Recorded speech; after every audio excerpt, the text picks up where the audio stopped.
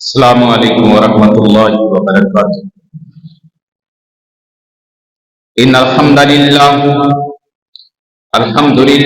نحمده ونستعینه ونستغفره ونؤمن به ونتوکل علیہ ونعوذ باللہ من شرور انفسنا ومن سیئات اعمالنا من يهده الله فلا مضل له ومن يضلل فلا هادي له واشهد ان لا اله الا الله وحده لا شريك له واشهد ان محمدا عبده ورسوله اما بعد فان احسن الحديث كتاب الله وأحسن الهدي هدي محمد صلى الله عليه وعلى آله وسلم وشر الأمور محدثاتها وكل محدثة بدعة وكل بدعة ضلالة وكل ضلالة في النار إن الله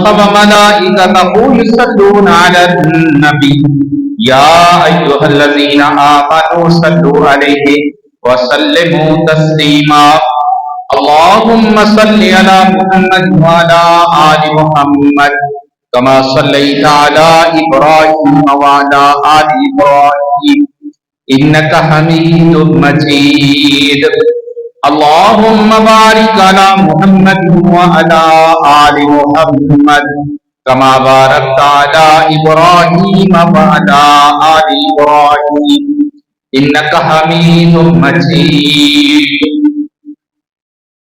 اللهم رب اشرح لي صدري ويسر لي امري واحلل عقدة من لساني يفقهوا قولي رب زدني علما اما بعد فاعوذ بالله السميع العليم من الشيطان الرجيم من همزه ونفخه ونفثه بسم الله الرحمن الرحيم وَلِكُلِّ أُمَّةٍ جَعَلْنَا مَنسَكًا لِيَذْكُرُوا اسْمَ اللَّهِ عَلَى مَا رَزَقَهُم مِّن بَهِيمَةِ الْأَنْعَامِ وقال الله تبارك وتعالى في مقام أخرى فلما بلغ معه السعي قال يا بني إني أرى في المنام أني أذبحك فانظر ماذا ترى قال يا أبت افعل ما تؤمر ستجدني إن شاء الله من الصابرين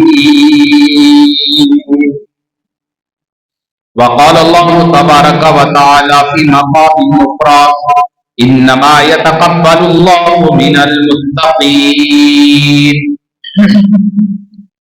صدق اللہ العظیم۔ تمام قسم کی حمد و ثنا اللہ رب العالمین کے لیے جو پوری کائنات کا خالق و مالک، داتا گنج بخش، بگڑیوں کو بنانے والا، کشتیوں کو پار لگانے والا، مصیبتوں میں کام آنے والا، مشکل کشائی، حاجت روائی کرنے والا، سور و پکار کے لائق، نصر و نیاز کے لائق، ہر قسم کی قربانی اور عبادات کے لائق وہ اللہ رب العالمین کی ذات اقدس ہے۔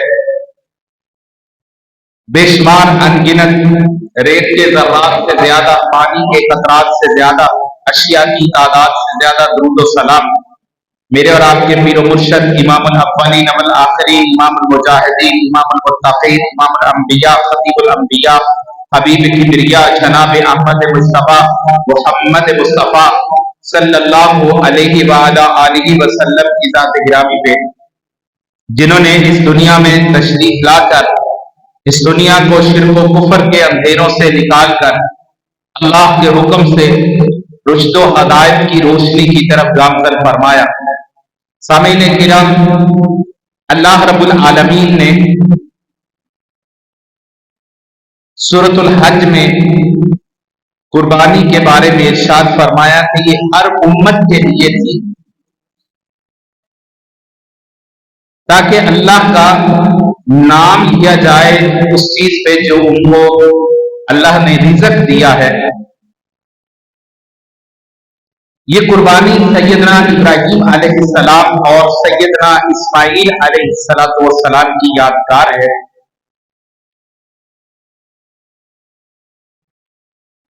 میرے بھائیوں اور میری معززات بہنوں،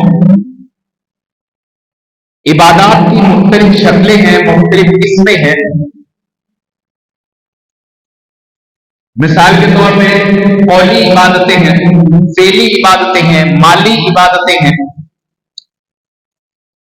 مالی عبادات میں سے صدقہ و خیرات، انفاق فی سبیل اللہ اور قربانی۔ جب سے انسان اس سطح عرضی پر آیا ہے، آباد ہوا ہے، اس وقت سے لے کر قربانی کی یہ مبارک سنت جاری و ساری ہے اور رہتی دنیا تک جاری رہے گی۔ کسی بھی دور میں اس کا انقطاع ثابت نہیں کہ کسی دور میں یہ نہ ہوئی۔ بنی اسرائیل کے انبیاء سے لے کر بنی اسرائیل کی پوری قوم تک ہر دور میں قربانی کا ثبوت ہے۔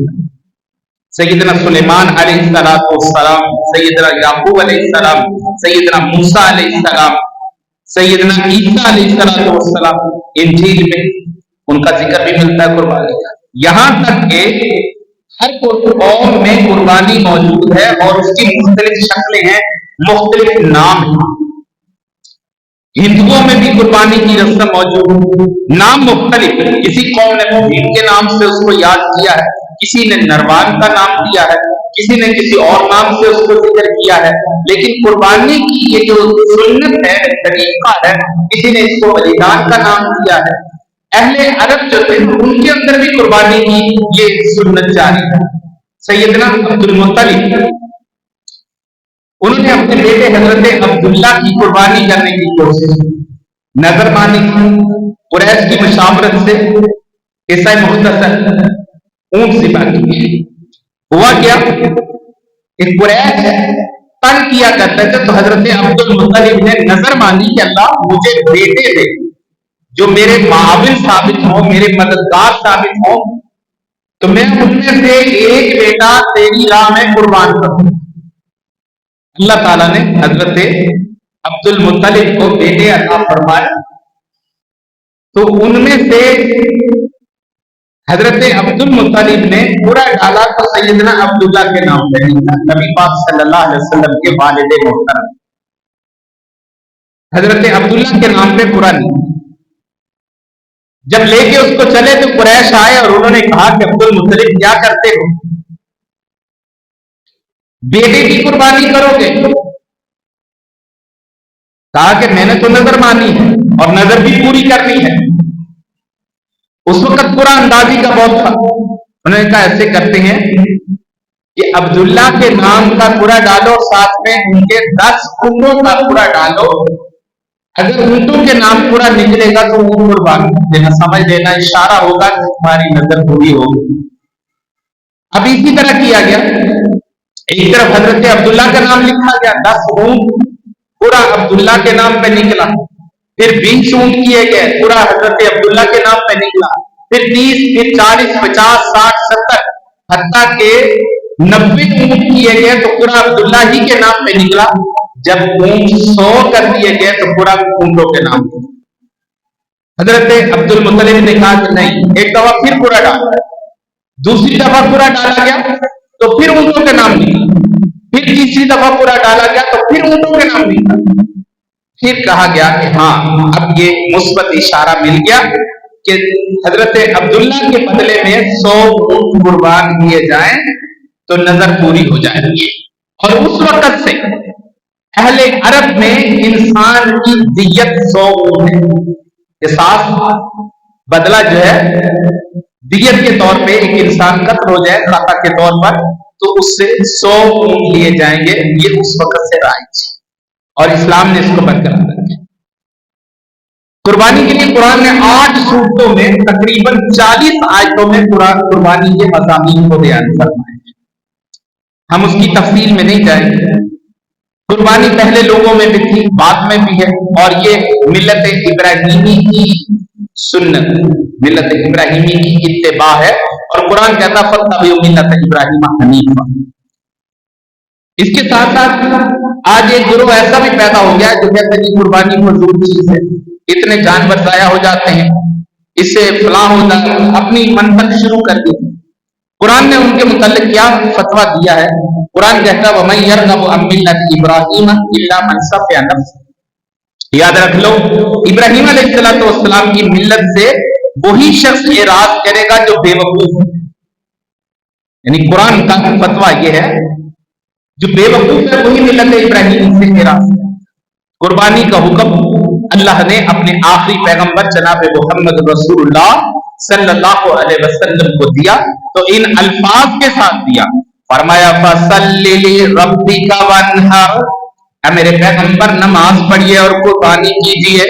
अल्लाह अकबर। तमाम इबादत एक तरफ, अल्लाह ने अपने पैगंबर जनाब मोहम्मद रसूलुल्लाह सल्लल्लाहु अलैहि वसल्लम से इरशाद फरमाया, मेरे हबीब सल्लल्लाहु अलैहि वसल्लम नमाज पढ़िए और कुर्बानी कीजिए। अल्लाह ने तरतीब को बरकरार रखा, यानी सबसे पहले नमाज का हुक्म दिया।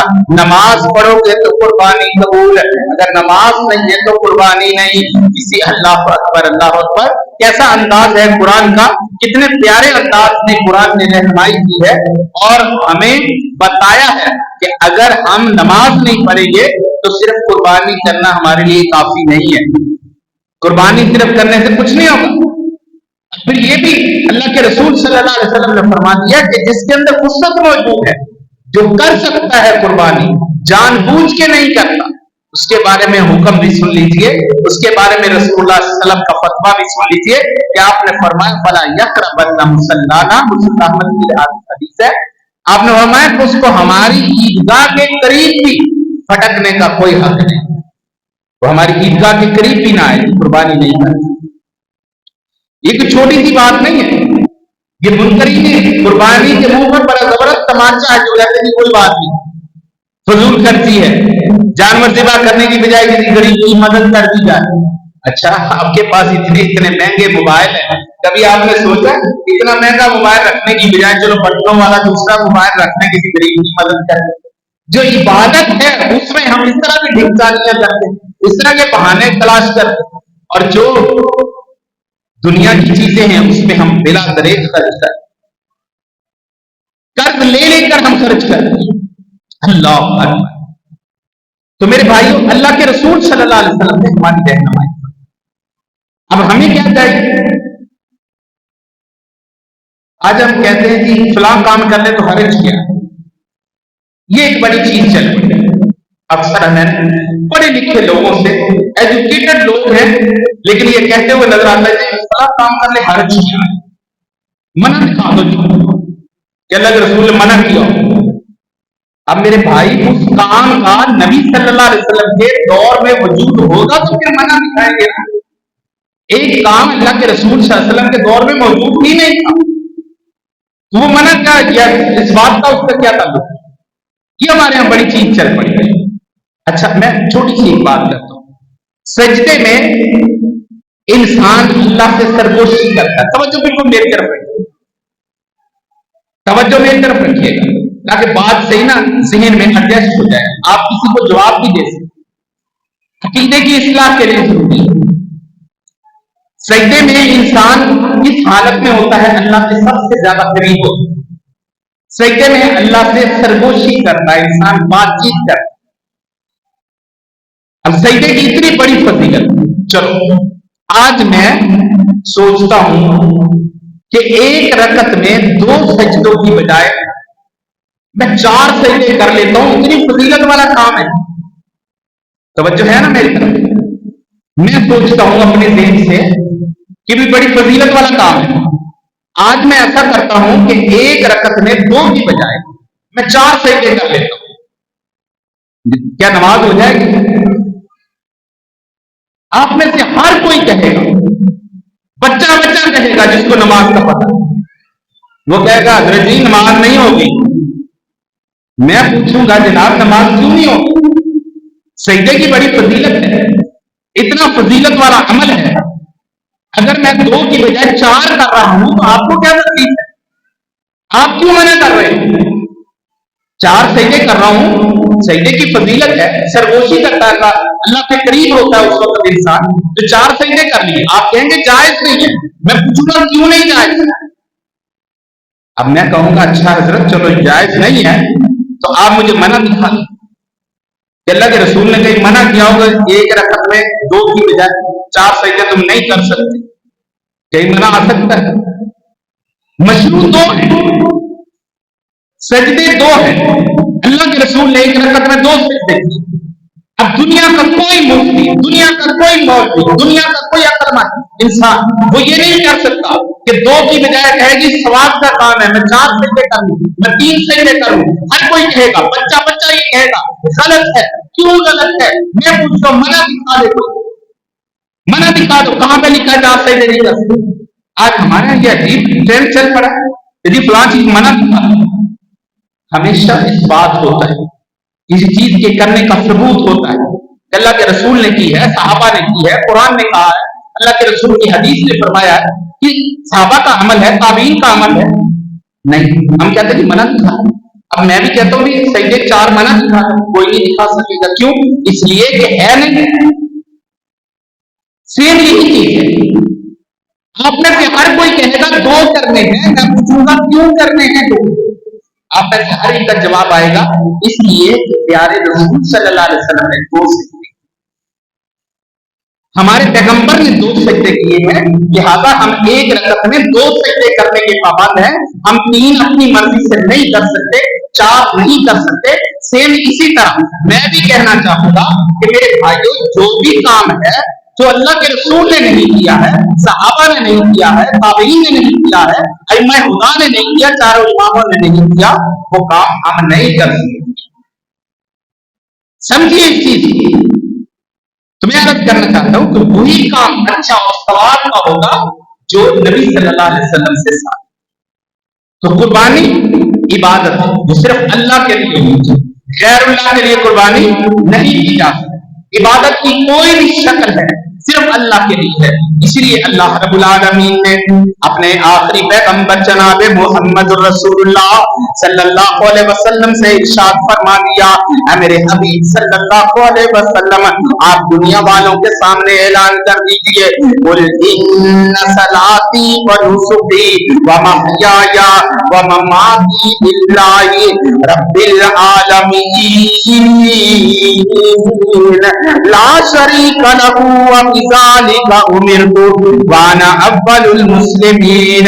मेरे पैगंबर आप ऐलान कर दीजिए कि मेरी नमाज, मेरी कुर्बानी और मेरी जिंदगी और मौत के सारे मामलात लिल्लाहि रब्बिल आलमीन, वो सिर्फ अल्लाह के लिए है जो सारी कायनात का मालिक है, सारी कायनात को पालने वाला। ला शरीका लहू, उसका कोई भी शरीक नहीं। व बिज़ालिका उमिरतु, मुझे इसी की बात का हुक्म दिया गया है। वाना अव्वलुल मुस्लिमीन, और मैं सबसे पहला ईमान लाने वाला। कुर्बानी की जो सुन्नत है, आज मफ़हूमुल कुरान के नाम से कुर्बानी का इनकार किया जा रहा है। कुरान का मफ़हूम पढ़ लिया है। कुरान का मफ़हूम वही काबिल कबूल होगा जो नबी पाक सल्लल्लाहु अलैहि वसल्लम की ज़बान अतहर से निकला या जो सहाबा ने अमल करके दिखाया। वमा अताकुम रसूल फखुज़ूहु वमा नहाकुम अन्हु फंतहू, याद रख लो जो चीज रसूल तुम्हें दे वो चीज ले लो, जिससे रसूल रोकते उससे। कुर्बानी, इन आयात में अल्लाह ने कुर्बानी का जिक्र करने से पहले नमाज का जिक्र किया। इसमें यह भी हिकमत हो सकती है कि जैसे नमाज सारी उम्मत के लिए जरूरी है, फर्ज है, इसी तरह कुर्बानी की सुन्नत मुबारक है, ये भी पूरी दुनिया के लिए, ये रुए जमीन पर बसने वाले तमाम परिंदों इंसान के लिए क़यामत तक है। तो कुर्बानी का लफ्ज़ जितनी बार आज हमारी जुबान पे आता शायद ही कभी आया, लेकिन अफसोस कुर्बानी की आज जितनी कमी हमारे अंदर है शायद ही कभी। आज सिर्फ हम रस्मी तौर पे गुफ्तगू करते हैं कुर्बानी, अमली तौर पे इफ्तार का जज्बा, कुर्बानी का जज्बा हमारे अंदर नहीं। कुर्बानी की असल रूह क्या है? कभी हमने सोचा? कुर्बानी की असल रूह यह है कि सब कुछ अपने खालिक के ताबे कर दिया जिसने हमें पैदा किया है। कुर्बानी का मतलब सिर्फ जानवर के गले पे छुरी चलाना, उसे ज़िबा करना नहीं है, بلکہ دین کے لیے، ملت کے مفاد میں شاعر اسلام پر کاربند رہنا، اسلام اور مسلمانوں کو درپیش خطرات سے مقابلہ کرنا، ان کی مدد کرنا، اس کے لیے تبدو کرنا، یہ اپنے فرائض منصبی میں شامل کر دیا جائے، اس کی ادائیگی ہو اور اپنے ہوائے نفس کو چھوڑ دیا جائے، اپنے خواہشات کو چھوڑ کر کتاب و سنت پر عمل کرنا، یہ سب کچھ قربانی کی ذمہ ہے۔ یہ قربانی، یہ محض گوشت کی قربانی نہیں، یہ محض خون کی قربانی نہیں، بلکہ یہ روح کی قربانی، اپنی عزیز متاع کو اللہ کی بارگاہ میں پیش کرنے کی، نظر کرنے کی قربانی ہوئی۔ یہ اللہ کی اطاعت اور عبودیت اور کامل زندگی کی بے مثال مدد، یہ تسلیم و رضا، صبر و شکر کا وہ امتحان تھا کہ جس کو پورا کیے بغیر دنیا کی امامت نہیں مل سکتی تھی۔ یہ باپ کا اکلوتے بیٹے کو خون میں رنگین کرنا نہ تھا، بلکہ اللہ کے سامنے اپنے جذبات، اپنے احساسات، اپنی تمنائیں، اپنی آرزوئیں، ان سب کی قربانی کرنا تھا، اور اللہ کے حکم کے سامنے اپنے آپ کو معدوم کرنا تھا۔ آئیے آج ہم جائزہ لیتے ہیں کہ کہیں یہ چند روپیوں میں خرید کر قربانی کے جانور کو ذبح کر کے ہم یہ تو نہیں سمجھ رہے کہ اب ہمیں کسی اور قربانی کی ضرورت نہیں۔ یاد رکھیے، جو قربانی سنت کے مطابق نہیں ہے وہ رد کر دی جائے، کیونکہ اللہ کے رسول علیہ السلام کا فرمان موجود ہے کہ پہلے نماز پھر قربانی۔ اب ایک انسان نماز سے پہلے قربانی کر لیتا، اس کی قربانی نہیں۔ نبی صلی اللہ علیہ وسلم واپس تشریف لائے، دیکھا کہ ابو بردہ قربانی کر چکی، تو آپ نے فرمایا کہ نماز سے پہلے قربانی کر لی، تیری قربانی نہیں، دوبارہ قربانی۔ تو دوبارہ قربانی کر، الفاظ پہ توجہ رہے، کہا تو دوبارہ قربانی کر۔ اگر قربانی کی رسم ایسے ہی ہوتی، قربانی سنت موقع نہ ہوتی، قربانی کی اہمیت نہ ہوتی، تو اللہ کے رسول سے دوبارہ کرنے کا حکم نہ دے۔ پہلے نماز کی قربانی، بدل نہیں گرا بھی ہر کی طرف اسی طرف اشارہ۔ اب جو فرضی نماز بھی نہیں پڑھتی، وہ خود غور کر لیں کہ قربانی کا کیا معنی ہے۔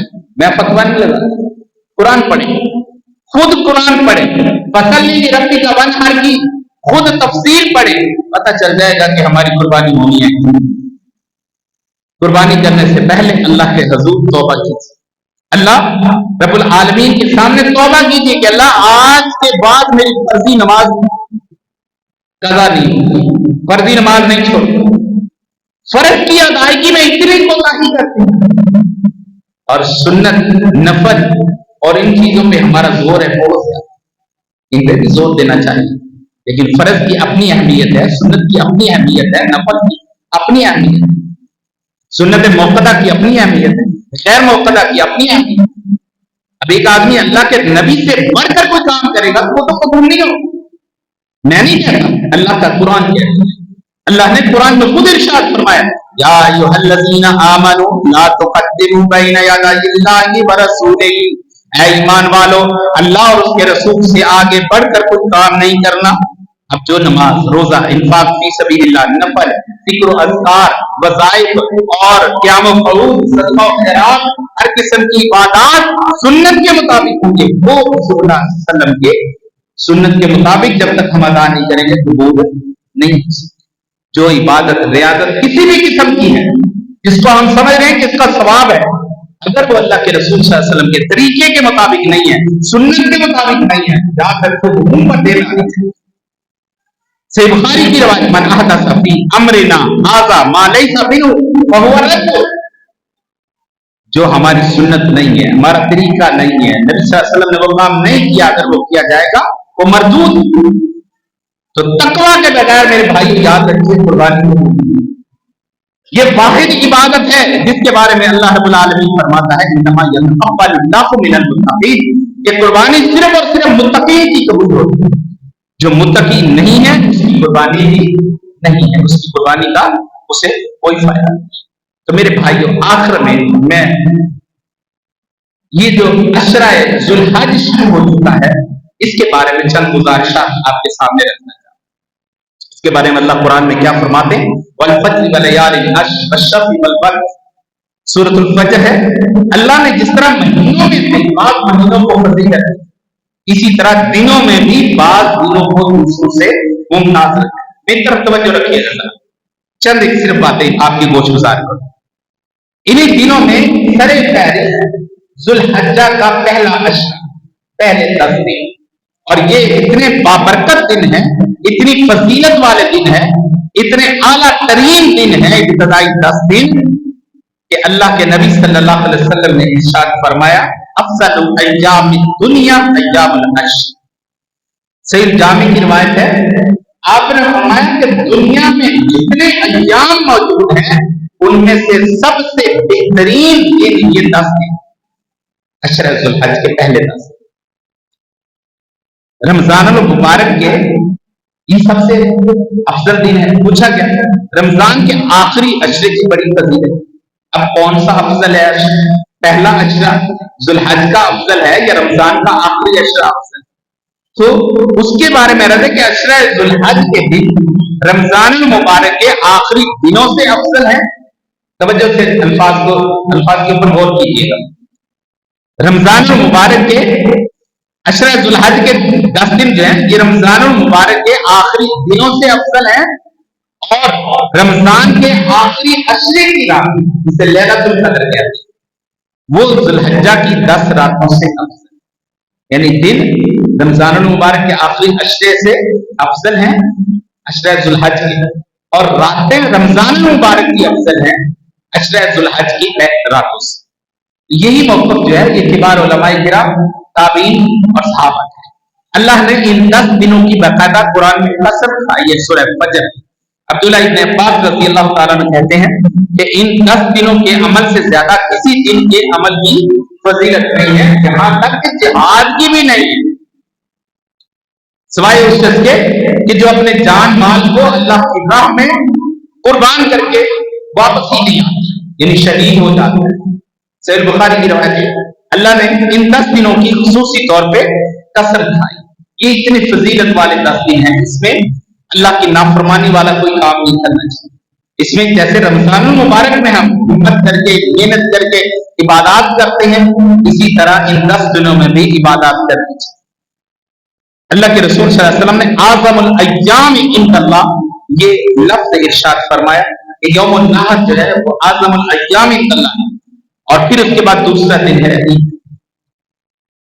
तो अशरा जुल्हज में हमें कौन सी काम करनी चाहिए?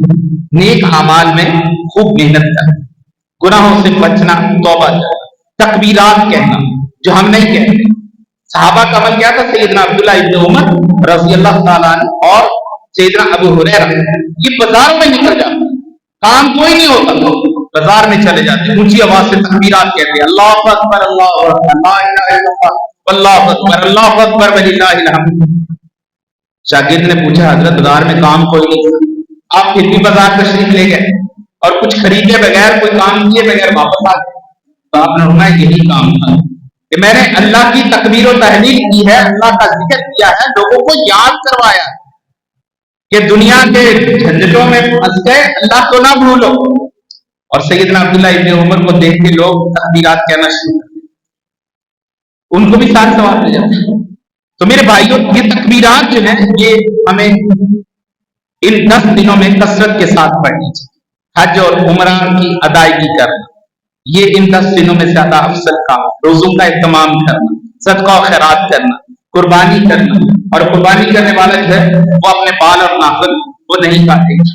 इसी तरह अरफा का रोजा रखना, 9 जुल्हज का, तवज्जो रखिएगा, 9 जुल्हज का रोजा रखना ये कितनी फजीलत वाला अमल है। मुस्लिम की रिवायत के मुताबिक अल्लाह के रसूल ने फरमाया 2 साल के गुनाहों का कफ़ारा, एक रोजा तुम रख लो, सिर्फ एक रोजा 9 जुल्हज, 2 साल के कफ़ारों का, 2 साल के गुनाहों का कफ़ारा बन जाए। अल्लाह के रसूल सल्लल्लाहु अलैहि वसल्लम ने फरमाया सियाम यौम अरफा, यौम अरफा का रोजा, उसके बारे में मैं अल्लाह से उम्मीद रखता हूँ कि अल्लाह ताला एक साल गुज़श्ता के और एक साल आइंदा के गुनाहों को माफ करे। कितनी बड़ी फजीलत वाली बात है। तिरमिज़ी की रिवायत के मुताबिक खैरुद दुआ अरफा के दिन दुआ करना बेहतरीन दुआ। यौम अरफा कैसा प्यारा दिन है کہ جس دن میں اللہ نے نعمت اسلام کو مسلمانوں پہ مکمل کر دیا. اللہ تعالیٰ نے یوم عرفہ کے دن قرآن میں آیات نازل فرما دی. فرمایا الیوم اکملت لکم دینکم واتممت علیکم نعمتی ورضیت لکم الاسلام دینا. سورۃ المائدہ آیت نمبر 3. اللہ رب العالمین ارشاد فرماتے ہیں آج کے دن الیوم اکملت لکم دینکم, تمہارے دین کو میں نے مکمل کر دیا. آج کے بعد اس میں کوئی کمی بیشی نہیں ہو سکتی, اپنی طرف سے کوئی اضافہ نہیں کیا جا سکتا, اپنی طرف سے کوئی کمی نہیں کی جا سکتی. جو کچھ آج کے دن تک ہو چکا وہ تو نے وہی کرنا ہے, اسی پہ تم نے عمل کرنا ہے. اللہ اکبر اللہ اکبر. واتممت علیکم نعمتی, میں نے تم پہ اپنی نعمت تمام کر دی. ورضیت لکم الاسلام دینا, اور میں نے تمہارے لیے دین اسلام کو راضی ہو گیا, دین اسلام کو قبول کر لیا, میں نے تم پہ دین اسلام کو مکمل کر دیا. اللہ اللہ. ایک یہودی عالم آیا, آ کے حضرت عمر رضی اللہ تعالیٰ عنہ سے کہنے لگا کہ اے عمر, قرآن میں ایک آیت ایسی ہے کہ اگر وہ ہماری تورات میں نازل ہو جاتی, ہمارے پیغمبر پہ نازل ہو جاتی, تو ہم اس دن کو عید کا دن بنا دیں. حضرت عمر نے پوچھا وہ کون سی آیت ہے؟ کہنے لگا الیوم اکملت لکم دینکم, کہ آج کے دن میں نے تمہارے لیے تمہارے دین کو مکمل کر دیا ہے. کاش یہ ہمارے پیغمبر پہ نازل ہو جائے. اور جن کے پیغمبر پہ نازل ہوئی ہے انہیں فکر ہی نہیں, انہیں پتہ ہی نہیں ہے کہ ہم کتنی بڑی نعمت سے اللہ نے ہمیں سرفراز فرمایا, کتنی بڑی نعمت ہمیں عطا کر دی ہے. اس سے بڑی اور نعمت کیا ہوگی کہ اللہ ہمارے دین اسلام سے راضی ہو گئے, دین اسلام کی تکمیل ہو گئی. جو دین آدم علیہ السلام سے چلا اور سارے انبیاء علیہ السلام سے ہوتا ہوا آخرکار ہمارے پیغمبر صلی اللہ علیہ وسلم نے اختتام پذیر ہوا. اللہ نے اس دین کو مکمل بھی کر دیا, نعمتیں تمام بھی کر دی, اور پھر اس دین اسلام سے اللہ راضی بھی ہوا. تو میرے بھائیوں, قربانی ضرور کیجیے, لیکن قربانی کرنے سے پہلے اپنے اعمال کا جائزہ ضرور لے لیجیے کہ کیا میں نمازی ہوں, کیا میری قربانی قبول ہو رہی ہے. یہ تو اللہ کا بڑا احسان ہے جو اس نے آگ کے جلانے والا سلسلہ منقطع کر دیا کہ آگ آتی تھی پہلے, قربانی کو جلاتی تھی, وہ قربانی قبول ہوتی تھی, اور جس کی قربانی قبول نہیں ہوتی ہوتی تھی وہ ویسے پڑی رہتی. اگر اس طرح آج کے دور میں ہو جاتا تو آج بڑے بڑے کھنے کھاؤں کی قربانیاں پڑی ہوتی اور آسمان سے آگ ان کو نہ جلاتی, قربانی کے رد ہونے کی دنیا میں دلیل سامنے نظر آ جاتی اور ذلت اور رسوائی مقدر بن جاتی ہے. اللہ نے امت محمدیہ پہ کتنا بڑا احسان کیا ہے کہ اللہ رب العالمین نے ہمارا یہ معاملہ قیامت کے دن تک مخفی کر دیا. اب اللہ کے دربار میں ہی جا کے پتہ چلے گا کس کی قربانی قبول ہوئی اور کس کی نہیں ہوئی. تو میرے بھائیوں, قربانی کی قبولیت کی سب سے بڑی شرط یہ ہے نمازی ہونا, متقی ہونا, کیونکہ اللہ قرآن میں یہی فرماتا ہے انما یتقبل اللہ من المتقین, کہ قربانی اللہ نے متقین سے قبول کرنی ہے. لہذا سب سے پہلے تقوی اختیار کیجیے, پھر اللہ کی رضا کے لیے قربانی کیجیے. اللہ ہم سب کی قربانیوں کو قبول فرمائے اور اللہ تعالی ہمیں ان 10 دنوں کی جو فضیلت ہے اس کو سمیٹنے کی اور ان سعادتوں کو حاصل کرنے کی توفیق دے. اقول قولی ھذا واستغفر ربی ولکم ولسائر